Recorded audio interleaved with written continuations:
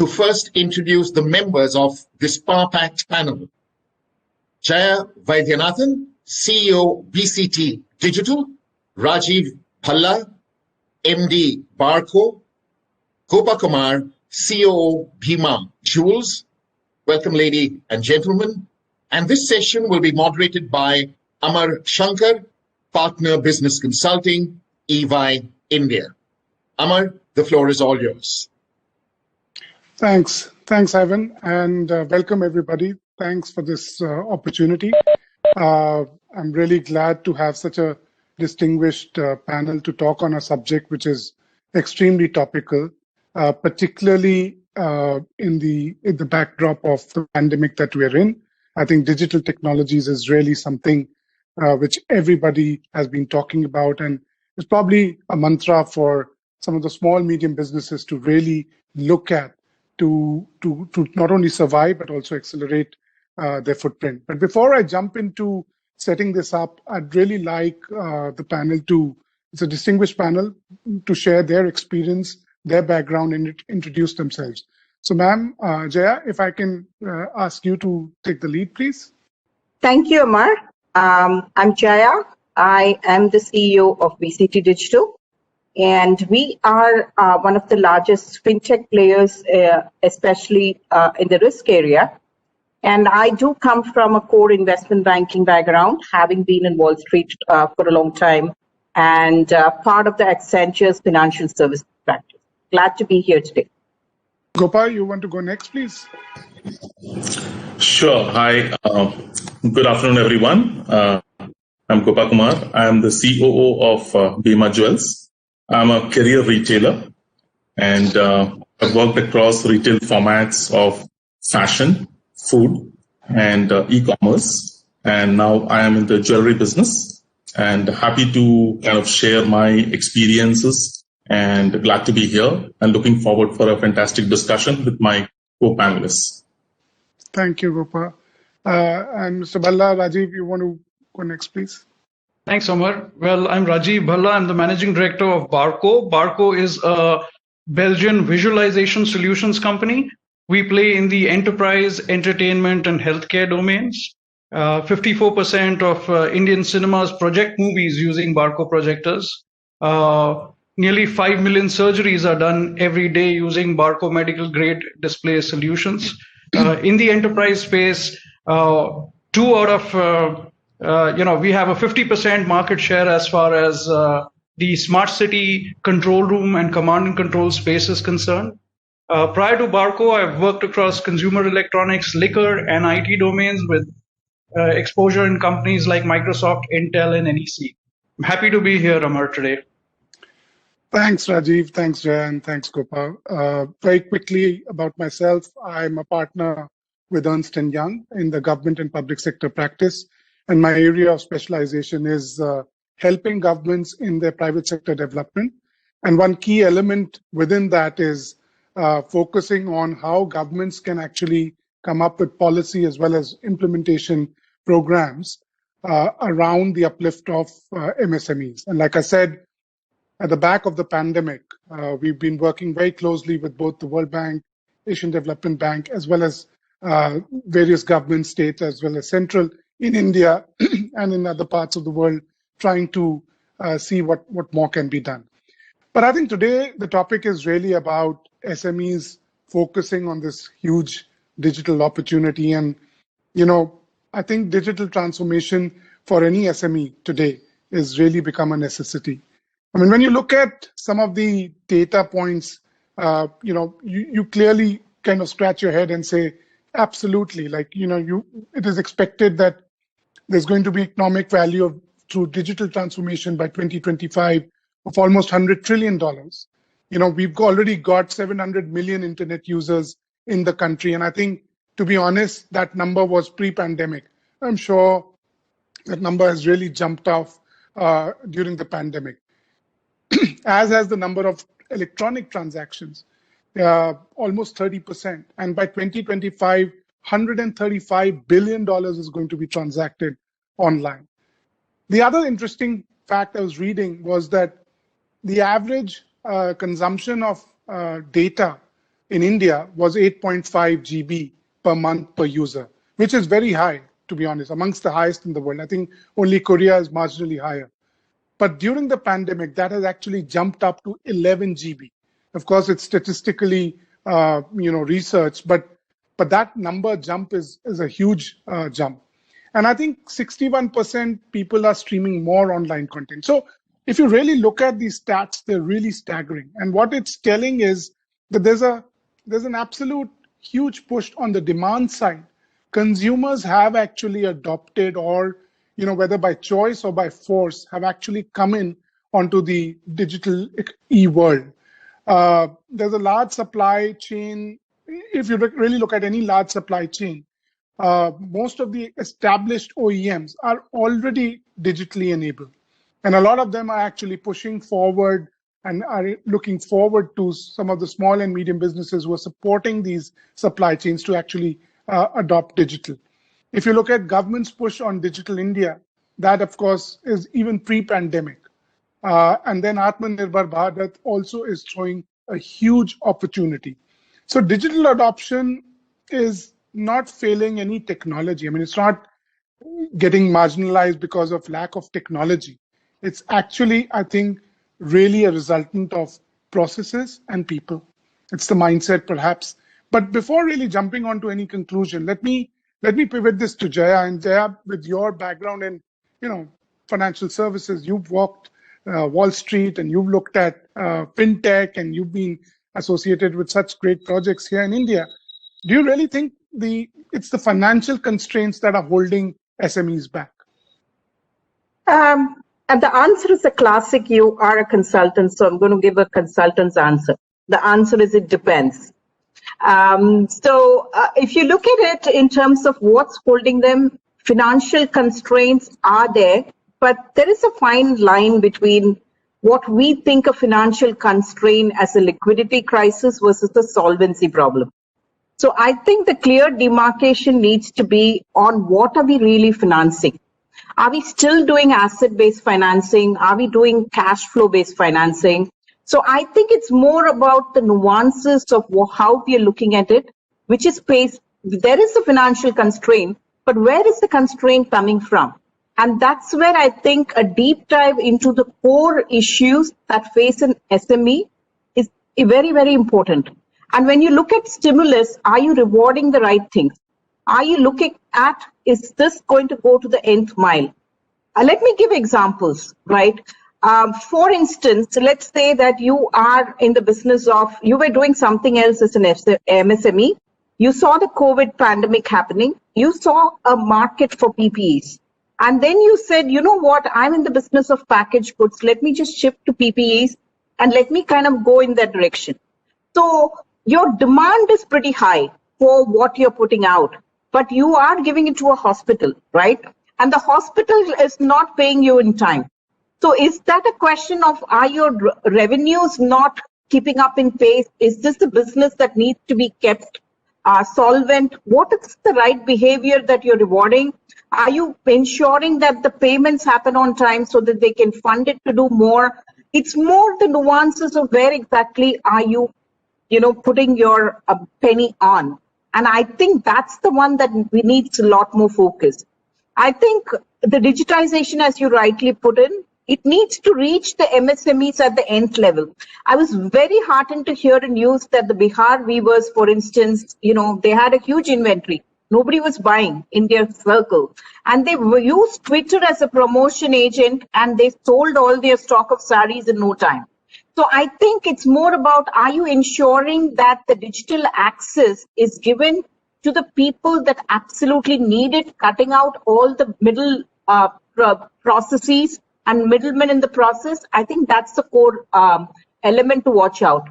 So again, going back to people, process, technology is there. Are you ensuring it reaches the last mile? The process needs attention as to where the bottlenecks truly are and pay attention to it. And we'll need to have a holistic view from a lot of advisory panels to look at ensuring that the right people are noticing the right things and making those improvements. So that's where I would leave it. Very, very to the point, but I think very insightful. So, Gopa, I'm going to focus on you. You are the SME in this panel, and what do you say? What are the business reasons for any MSME to adopt digital transformation today? Yeah, thanks for that, Amar. I think a valid question out there. If at all there is any good effect of this pandemic, if you could, we are still in a pandemic, it's kind of been a change agent like never before. The industry is never seen, from this being usually a transformation agenda, usually being a side show, being run in, let's say, by the chief information officer or the chief marketing officer, and kind of presenting it along with business plan at some point of time. The pandemic has brought this into the center of the boardroom now, right? And it's being looked at closely, and investments are definitely, coming in. And why is that so? The main reason would be, there is this whole startup ecosystem out there, which has improvised and gotten a lot of technology solution even to address the SME segment. And this technology is available at a reasonable, price model, wherein you could justify ROIs, right? So that's one thing which is out there. Tech for, digitizing the whole processes, gauging service levels and the experience journey within retail stores, small, medium, large, all of them, using NPS or instant feedback mechanism. This is all out there. And companies are listening and moving faster with the information available at a click of a button. Tech for enhancing experience, something that we've done at our own Bhima jewelry stores, because we saw consumers having some concerns in trying out more jewelry, because obviously it comes in touch with the body and all of that. So we've kind of introduced augmented reality based shopping experience within the store, so consumers could kind of shortlist and could kind of check out and shortlist the jewelry and then try on the few pieces that they want to. So those are the kind of real applications that have happened. Also, a key reason would be tech for data analytics, consumer insights, logistics at a time when we've had issues in terms of products and goods moving across state borders and sometimes city borders. Ability to get visibility on where it lies and which vendor is available to supply, process automation. These are some of the main business reasons why consumers have accelerated adoption of technology. And SMEs and of course, mid corporates, they realize that you need to truly have an omni-channel approach, and that needs to be central to the strategy out there, right? So that's been one of the other reasons. Well, if you look at the retail industry, it's about approximately $800 billion, and modern retail is growing at an accelerated pace. It's about 12% or so of the overall pie. And of course, the big e-commerce players are also here. But I just want to focus on, the smallest player in this whole ecosystem, which is the Kirana shop, right?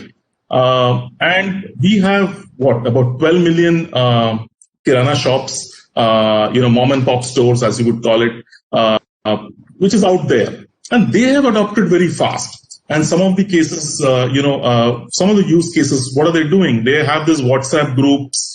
They're able to do auto processing through this WhatsApp group. They have, upgraded to a WhatsApp for business kind of a model, which has a catalog feature. So they're able to feature new products which are out there. And also, these Kirana stores or this really small retail segment, single shop owners, they are so smart that they browse some of these major e-commerce websites looking for pricing, what promotions, what is running in these e-commerce sites. And they also place smart orders because they get the product delivered right into their shop, and they're able to cater to the requirements of the consumers, and the consumer sees freshness in the merchandise. So improvisation has happened. Building more relevant merchandise has happened, to cater to the consumer. So across the gamut of organized, or so-called unorganized small and medium shops, we are seeing better engagement and returns. Hence, that is a key reason and a case for the transformation pace to be only accelerated. So I would kind of state that. Yeah. Very insightful. And those examples of how Kirana shops actually pivoted in this short span with very limited resources absolutely can be great examples of anybody who's scratching his head and thinking, how can we traverse this journey? Because if you don't, the reality is that it's somebody else will. Rajiv, so thanks, Gopa, thanks for that, the initial comments. Rajiv, with that example, I mean, I think that's really at the bottom end of the value chain, so to speak. What has been your experience from a small and medium-sized businesses? How have they been pivoting with the COVID-19 pandemic? I often say that it's digital on steroids. So have you actually been noticing that? Is there any war stories that you want to kind of share which might draw as inspiration for many others of how people have been adopting digital? Thanks, Amar. Actually, taking off from your question, I would put it as what have been my key learnings, really, looking at how businesses have adapted. And one thing that's really evident is that every business, as you said, has to be a digital business. I mean, talk to me of a leader or a business owner who's afraid of digital, and I can tell you there's a disaster that's waiting to happen, right? Research reveals that close to about 30% plus of the SMBs, might not be able to survive through the storm and will probably shut down because of not having adapted to digital platforms, right? So critically, it's important to kind of adopt digital. It's important to look at, bringing it in your DNA, so to say. At a small business level, it could be as simple as getting on to having your websites in place, getting on to adopting a omni-channel model, as Gopa said, looking at having an e-com site in place, looking at social media platforms in place. So the first learning is every business is a digital business. The second learning that we've seen really happen is that whatever we were doing right yesterday might not be right today, and whatever is working today might not work tomorrow, right? I think Jaya called it out, or Gopa said that, hey, there have been a lot of small business owners who've kind of quickly repivoted their business models. They've gone on from being garment manufacturers to going on to making masks. There have been small restaurants that have gone on to the home delivery module and have been able to kind of manage to survive through the storm. So it's critical, even whether you're a small business or a large business, it's critical to kind of repivot, show resilience, and kind of move on to kind of adjusting to a new normal, as we say.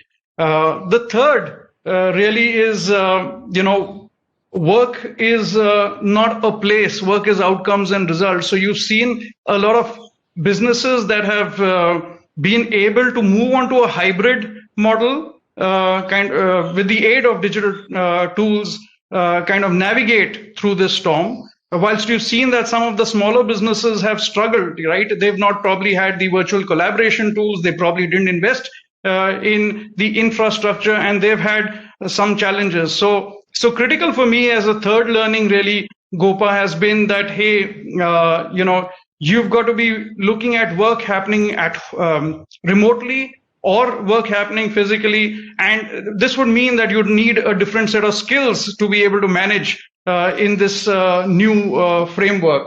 The fourth learning has been that you can do more with less. We've had enough instances where customers would tell us, hey, come in for this 1 hour meeting, and you spent the whole day just flying into Bombay for that 1 hour meeting. But today customers are willing to kind of meet up with you on a virtual platform. So you're saving on travel cost. Second, we begun to realize that in a hybrid model, you don't really need so much of real estate space. So a lot of companies, mid or large or small, are now looking at questioning the amount of real estate space that you need. Rentals are coming down. So you're kind of re-navigating through that. And the third thing that you've learned is, hey, every business can be a broadcast channel. You can do away with conventional marketing strategy, adopt digital platforms, social media platforms, as was mentioned. A few folks took to Twitter. Gopa is talking of augmented reality and so on and so forth. So you can do more with less as long as you adopt digital. And the last thing has been, whatever business that you're running at a leadership level, you've got to display compassion, you've got to adopt collaboration, and you've got to look at new ways of doing commerce. So these have been a few learnings across businesses that I've seen, Amar. Thanks, Rajiv. And the thought of not having taken a flight, while it's really encouraging and enticing, but I'm beginning to get to the point where one is getting some withdrawal symptoms as well. But yeah, I think it's absolutely right. Every business has its own. But if you really look at it from a small business's standpoint, and Jaya, maybe you could comment here. What's been so there are a lot of platforms which are already available, right? So what's really been the uptake of MSMEs on these platforms? And I think Gopa called it out, people very quickly shifting to WhatsApp for business and, keeping the lights on. And while you're answering that, I think the moot question really for any small business is that they are not many of them are not very process oriented or process centric, and it's pretty much ad hoc, the traditional way of their functioning.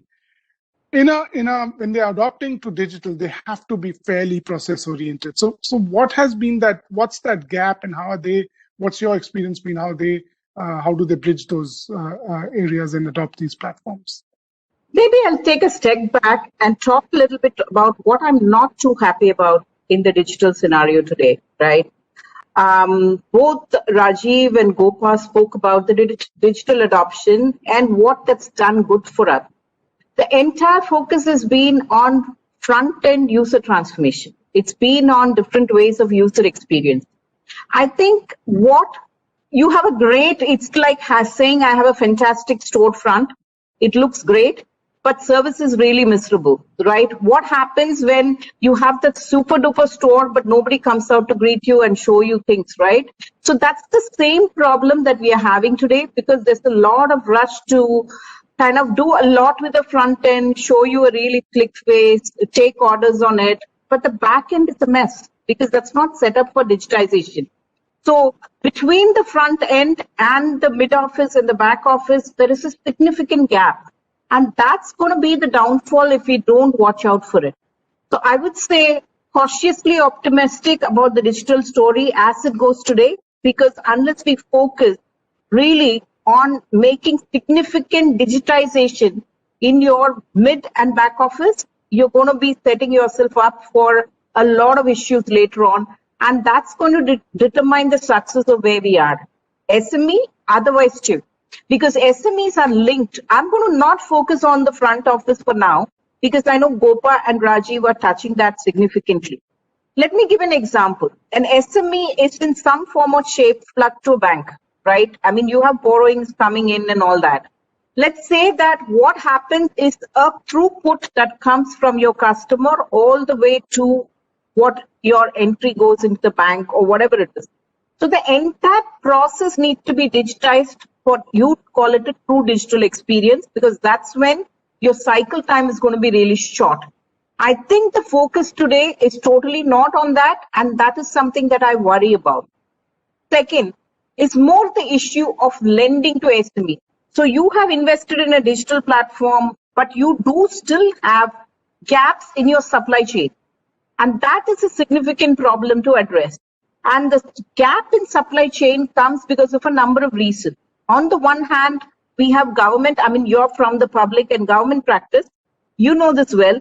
Government is looking at where does the stimulus go to. Am I looking at direct stimulus or indirect stimulus? So from a perspective of the last mile connectivity, if you give a stimulus today, is that going to indirectly drive a behavior pattern? I don't know the answer to that, because neither does the government today. Because from a perspective of what you're doing, you're saying you're hoping that this is going to translate into a set of action. Let's say you say, I forgive a loan today. I'm giving you a longer trail time. That clearly shows that you're going to have an asset and liability mismatch. And that is going to hit your books sooner rather than later. So banks are going to continue to have raising NPAs, and that is going to have a systemic issue. So while we are focused on one end of SME on the digital transformation, as we talk about the user experience, I think it's more important to focus on the mid, the back end, the connectivity, and what if scenarios that lead to, if you do this today, what is going to be my action tomorrow? And I think that focus needs to come from the think tank for the government, think tank for public policies. It needs a panel of advisors that come from different realms, technology, your financial services, your SMEs, to form that segment and talk about tomorrow. I think the focus on tomorrow needs to happen today.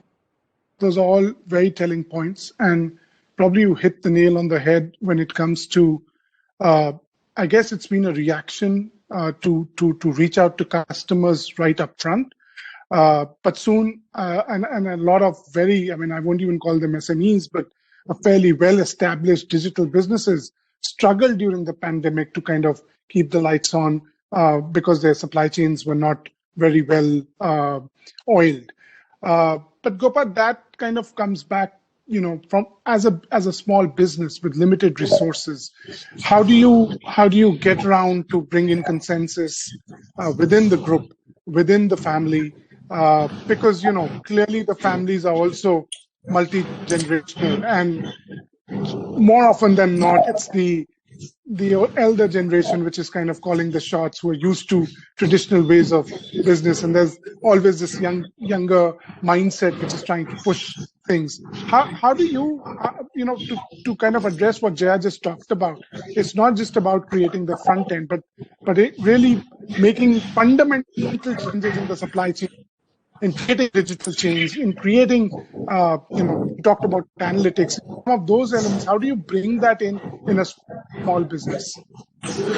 Right. So I think, Jaya really called it out. While we can do this fantastic kind of innovative things at the front end, the back end is a mess, right? And that's where the attention needs to go, because that's going to ensure continuity of service levels. And, I would kind of take off from there. Store is really is the face of the organization, what you're delivering, right? You can promise all that you want and have a fancy website and have fancy digital communication going out. But when the consumer walks into your stores, that's really the moment of truth. And that's where, they decide to, let's say, vote for you with their money or not. Right, so it goes into the competitor's pocket. Consumers research very well, and the journey starts at home. And really, the moment of truth. And if you're not able to make the product available or extend that particular offer or whatever it is, the back end needs to be really well-oiled machinery, and the front end can deliver and make the enhanced experience. But to just get back to your question, in terms of SMEs and the traditional way of doing business, and this is all about we're talking about a shift in the mindset. So is there a rigid mindset? And if there is a rigid mindset, it really comes from a lack of understanding. Not having, let's say, change agents within the organization. Is it a junior team which is driving it? And change, in a sense, if the review happens right at top, and if there is commitment right at senior management, or at the ownership level, then things get done really, and change is for real rather than being cosmetic. And in today's pandemic time, I think there is if you're relevant in the market, you got to adopt change and got to move faster than your competition can. And more than competition, it's about keeping your eye on those competitors out there, right, and moving forward. So really, like you said, Amar, in terms of ability to make sense out of data. There is so much of data being collated, and there is this huge pools of data warehouse and big data and all of that which is there. How do you meaningfully kind of mine this and come out with the relevant communication for your consumers? That's also something which, capabilities need to be built. So just to come back in terms of change management, let me recognize that it is a serious challenge. Building capabilities within our own organization, upskilling the team with targeted programs, and really, reassigning the roles within the organization, a complete structural revamp of the way you operate, right? That is the order of the day. For a retailer, new capabilities for order taking. Logistics is in the heart of the business.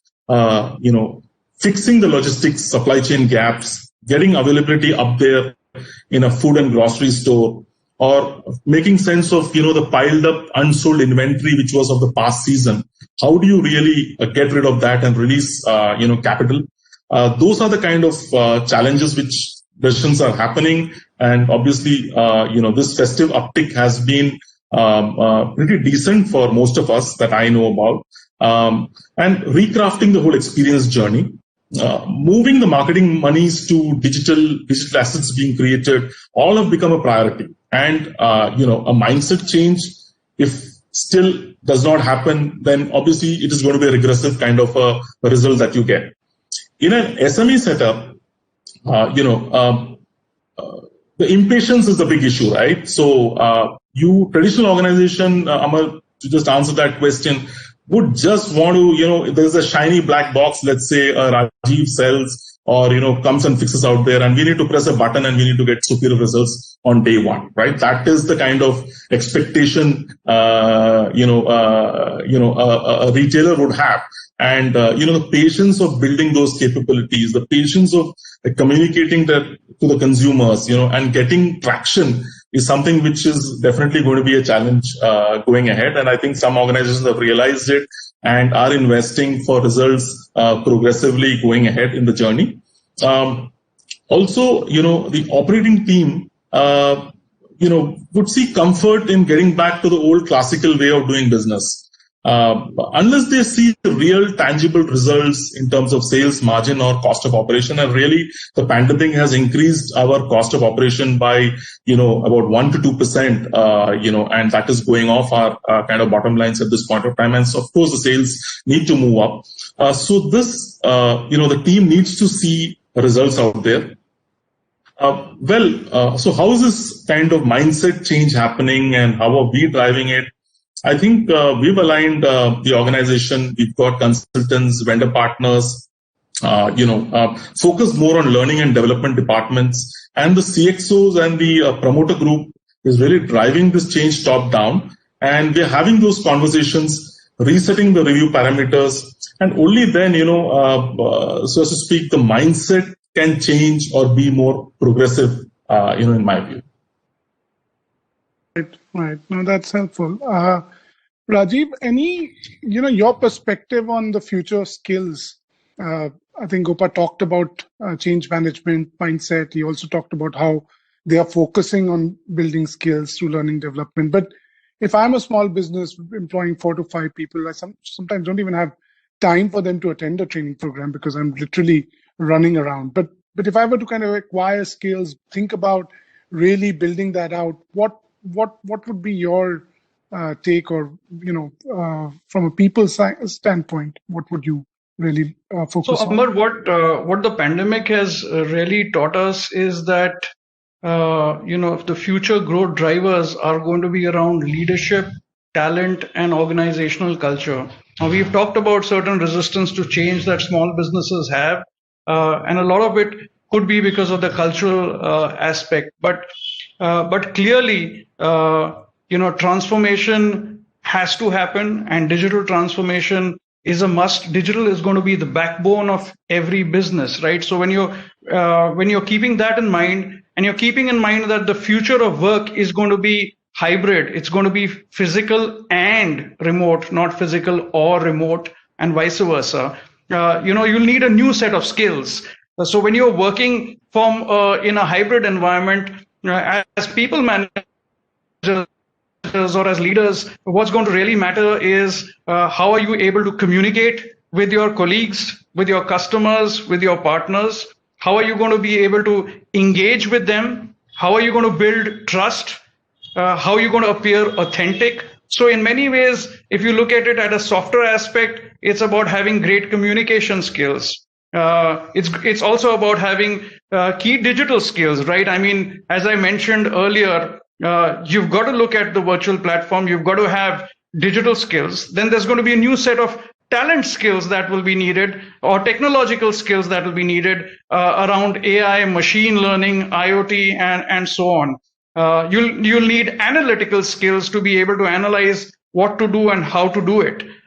So in many ways, besides these skills, what's going to be crucial is all leaders or people managers need to have a higher EQ rather than an IQ. So you've got to be able to understand what drives people, and you've got to learn to collaborate with them, because previously you could do it all by yourself, but now it's all about virtual collaboration. So you've got to understand what drives the other folks and kind of build your way through it. And the last skill, Amar, is about being a lifelong learner, right? I firmly believe that the future of work or the future of talent is going to be based on skills. Jobs will evolve, skills will evolve, and companies will hire more for skills rather than jobs alone.